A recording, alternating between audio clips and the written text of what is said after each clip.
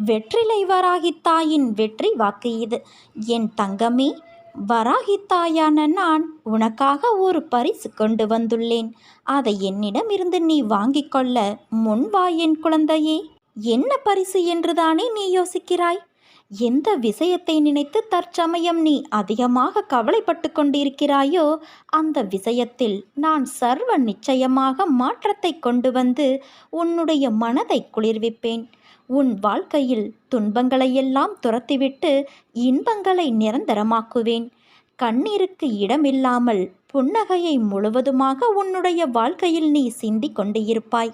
ஒருவர் நம் மீது கொண்ட பொறாமையால் நம் மனதை காயப்படுத்தி சில சொற்களை கூறினாலும், நாம் தவறே செய்யாமல் நம் மீது பழிச்சொல் கூறினாலும் அவர்களை கோபிக்க கூடாது. அவர்கள் மீது துவேஷம் கூடாது. நாம் பதிலுக்கு அவர்களை காயப்படுத்தவும் கூடாது. நம்மை காயப்படுத்துவதால் அவர்கள் தாமாகவே விரும்பி நம்முடைய கர்மாவை தம் கைகளில் ஏந்தி கொண்டு செல்கிறார்கள். குரோதமும் துவேஷமும் பொறாமையும் பழிவாங்கும் உணர்வும் நம்மில் எழுந்தால் அடுத்தடுத்த ஜென்மங்களில் அதற்குண்டான பலனை நாம் அனுபவித்தாக வேண்டும். நம்மை பற்றி யார் என்ன சொன்னாலும் தண்ணீரைப் போல இருக்க கற்றுக்கொள்வோம். தண்ணீர் தம்மிடம் கலக்கும் எந்த வர்ணத்தையும் ஏற்றுக்கொண்டு அந்த வர்ணமாகவே தோற்றமளிக்கும் தன்மையுடையது. இறைத்தன்மையும் இதுவே ஆகும். கடுமையான சூழ்நிலையிலும் என்னை நினைக்கும் பக்தர்கள் மனதில் அமைதி ஆனந்தத்தையும் நான் தருவேன். பலரால் உன் இதயம் காயமோடு பலவீனமடைந்தாலும் என்னை நினைக்கும் உன் இதயத்தில் நான் ஆறுதல் அளிப்பேன். உனது துயரங்கள் விரைவில் ஒரு முடிவுக்கு வரப்போகிறது. தேவையில்லாமல் கண்களை கலங்க வைக்காதே. மகிழ்ச்சியாக இரு. நான் இருக்கும்போது நீ எதற்காகவும் கலங்கக்கூடாது. என்னை மீறி எதுவும் நடக்கப் போவது இல்லை. உன்னை நான் தேர்ந்தெடுத்து நான் வசிக்கும் இடத்திற்கு வரவழைத்தேன். எப்படிப்பட்ட சூழ்நிலையிலும் நீ கலங்காதே குழந்தையே. என் வாக்கு என்றுமே பொய்யாகாது. எந்த சூழ்நிலையிலும் உன்னை நான் கைவிடமாட்டேன். நீ நம்பிக்கையோடு இரு. உனக்கு என்ன வேண்டும்? வேண்டியதை நீ எடுத்துச் செல்.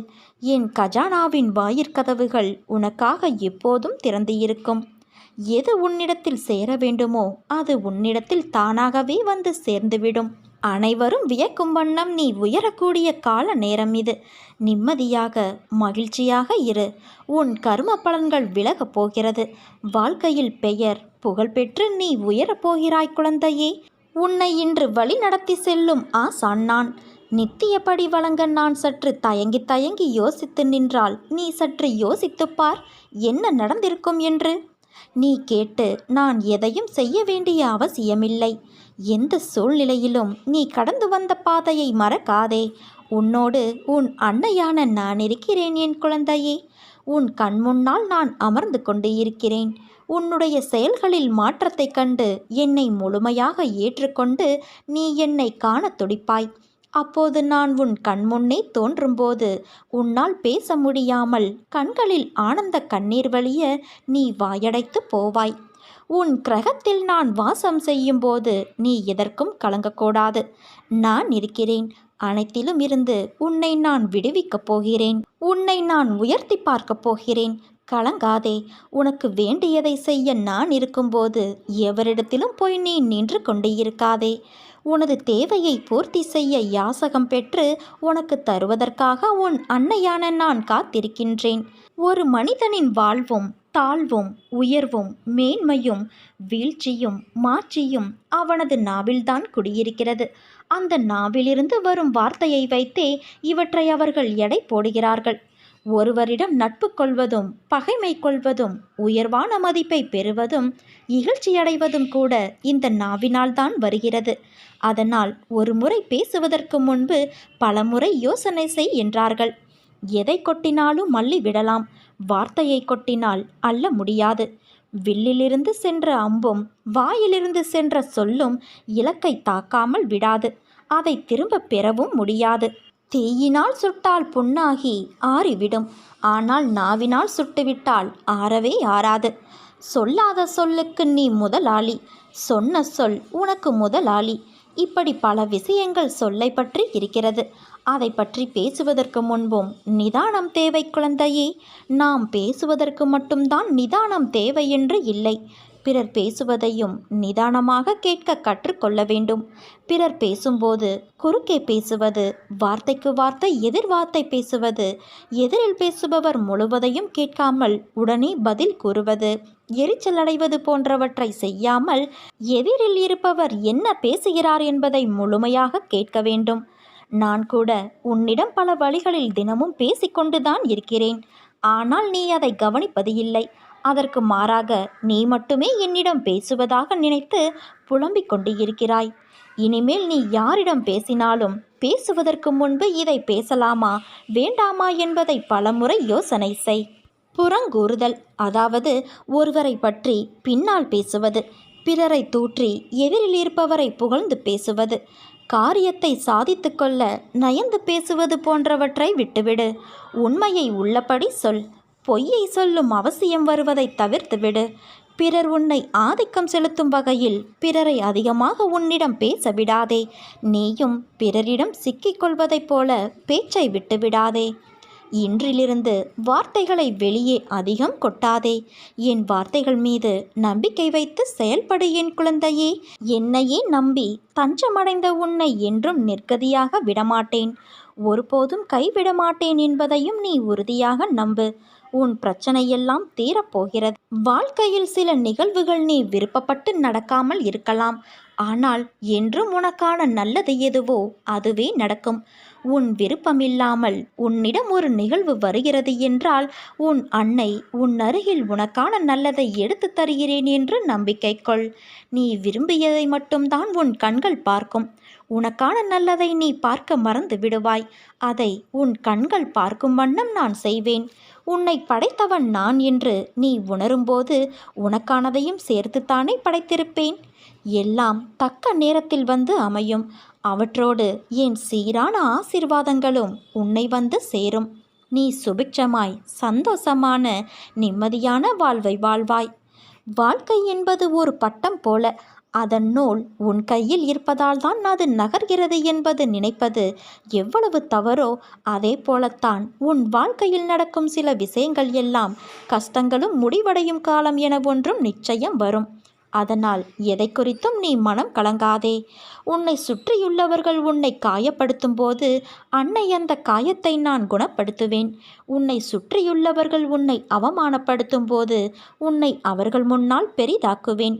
தலை நிமிர்ந்து வாழ வைப்பேன்.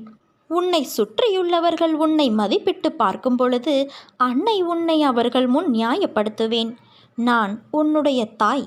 அதனால் உனக்கு நல்லது எதுவோ அதை மட்டுமே நான் தேடி தேடி செய்வேன்.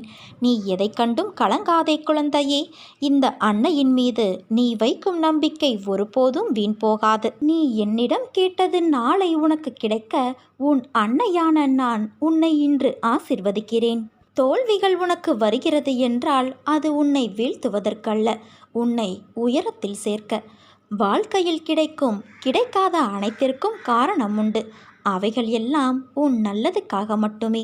அவற்றுள் நீ அதை புரிந்து கொண்டால் உன் நம்பிக்கை, பொறுமை உன்னை வெற்றிக்கு கூட்டிச் செல்லும். அவசரப்பட்டு நீ எடுக்கும் முடிவுகள்தான் உன்னை நிஜ தோல்விக்கு அழைத்துச் செல்லும். தோல்வி என்பது உனக்கு சறுக்கல்தான். என் பிள்ளையை நான் மேலே உயர்த்துவேன். வெற்றி பெறுவாய். இது என் சத்திய வாக்கு. அதற்கு உன்னுடைய சிறு பொறுப்பு இல்லாமல் இருக்கும் குணத்தை வெளியில் எடுத்து எறி. உன் வெற்றியை தடுப்பவர் யாராகவும் இருக்க முடியாது. நீ அந்த வழியை பின்பற்றினால். நீ என்று என்னை அழைத்து உன்னிடத்தில் நான் என்னும் சொல்லுக்கு உன் அன்னை என்ற அர்த்தத்தை கண்டாயோ அன்றே நீ என் உயிரான பொறுப்பு. உன் நம்பிக்கையும் பொறுமையையும் உன் விசுவாசத்தையும் எவ்வளவு உன்னதமானது என்பதை நான் அறிவேன். உன்மேல் நான் கோபம் கொள்ள மாட்டேன் குழந்தையே. அதையும் மீறி என் கோபம் இருந்தால் நிச்சயம் அது உன்னை நல்ல வழியில் மாற்றுவதற்காகவே என்பதை நீ புரிந்து கொள். நீ எல்லா செல்வ வளங்களையும் பெற்று சீரும் சிறப்புமாய் நல்ல பெயரோடு வாழப்போகிறாய். வெற்றி கிடைக்க முதலில் மன உறுதியும் உழைப்பும் நேர்மையான பார்வையும் வேண்டும். நிர்ணயித்த இலக்குகள் உன்னிடத்தில் ஏராளமாக இருக்கின்றது. அதற்கான முனைப்புகளும் உள்ளது. ஆனால் உன் தயக்கம் இப்பொழுது ஆரம்பிக்கலாம் அப்பொழுது ஆரம்பிக்கலாம் என்று நீயே உன் வெற்றியிடமிருந்து வெகு தூரம் செல்கின்றாய்.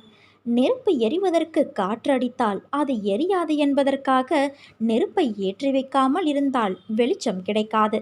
அதேபோல கடின உழைப்பும் மன உறுதி நம்பிக்கையும் இல்லை என்றால் எப்படி வெற்றியடைய முடியும்? கதவை திறக்க சாவியை வைத்துத்தான் திறக்க முடியும். அதற்கு ஏற்றவாறு சாவியை நீ நுழைத்தால் கதவுகள் தானே திறக்கும். அதேபோல உன் கதவுகளும் வெற்றிக்கான கதவுகளும் திறக்கும். நீ எதற்கும் கலங்காதே. உன்னில் நிச்சயம் வெற்றி என்ற தீபத்தை நான் ஏற்றுவேன். நீ உன்னில் பார்க்கும் அனைத்துமாய் அகிலத்தின் ரூபமாய் நான் இருப்பேன். உன் மனதில் ஏன் என் மீது கோபம்? உன்னை எப்படி நான் தனித்து விடுவேன்? என் பிள்ளை எப்படி தவறு என்று நான் சொல்வேன்? குறைகளும் தவறுகளும் வாழ்க்கையில் இருக்கும். ஆனால் அதற்காக என் குழந்தையே தவறு என்று நான் எப்படி சொல்வேன்? உன் அன்னையை பற்றி நீ புரிந்து கொண்டது அவ்வளவுதானா? என் மீது நீ கொண்ட பக்தியும் அன்பும் எத்தகையது என்று நினைத்து நான் பூரிப்படைகின்றேன். நீயோ என் மீது கோபம் கொண்டு என்னை விட்டு தள்ளி நிற்கிறாய். நானும் உன்மேல் கோபத்தில் இருக்கிறேன் என்ற நினைப்பு ஏன் வந்தது? என் குழந்தை பற்றி எனக்கு நன்றாக தெரியும். உன்மேல் நான் எப்படி கோபப்படுவேன்? அது என்மேல் நான் கோபப்படுவதற்கு சமம். உன்னை நல்ல வழியில் அழைத்துச் செல்ல கடிந்து நடப்பேனே தவிர உன்மேல் நான் கோபப்படமாட்டேன். நீயும் உன் வாழ்க்கையும் நன்றாக இருக்கத்தான் நான் இங்கு விதியோடும் மாயை என்று உன்னை தாக்க வரும் வலைகளோடும் போராடுகிறேன். உனக்கு எப்போதும் என் அருளும் ஆசையும் உண்டு என் குழந்தையே. உனக்காக நான் எப்போதும் இருப்பேன்.